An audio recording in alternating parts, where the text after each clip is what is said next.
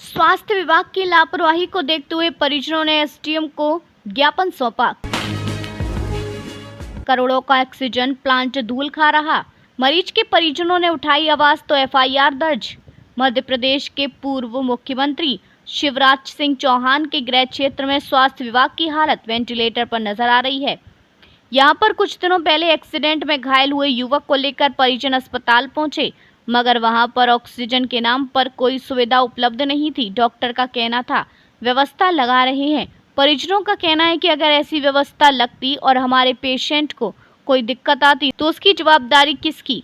वहीं डॉक्टर का कहना था सरकारी अस्पताल है, समय लगते हैं, अगर ज़्यादा जल्दी है तो किसी प्राइवेट में दिखा लीजिए। ये कहना था डॉक्टर जो ड्यूटी पर मौजूद थे। व्यवस्था के नाम पर जनता को गुमराह किया जा रहा है।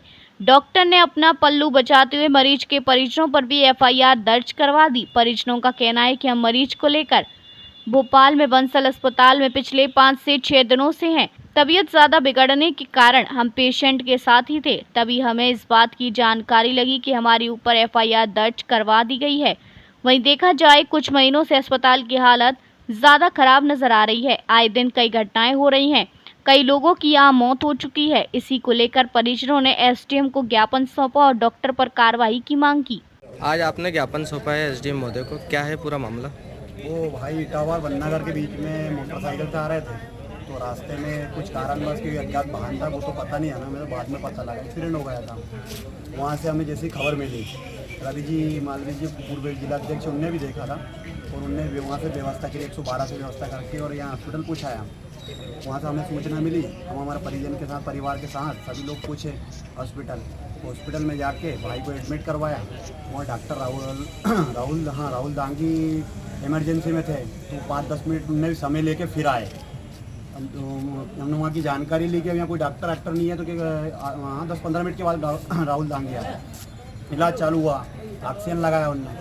ऑक्सीजन जैसे देखा 5-10 मिनट बाद हमने भाई की कंडीशन बहुत गंभीर होती जा रही थी, मतलब सांस लेने में और तकलीफ हो रही थी। तो मैंने कहा यार इसमें शंकर भाई थे, सभी लोग थे, हम पूरे परिजन गाँव से भी। मैंने यार इसमें ऑक्सीजन नहीं है क्या, सांस लेने में ज़्यादा तकलीफ हो रही है।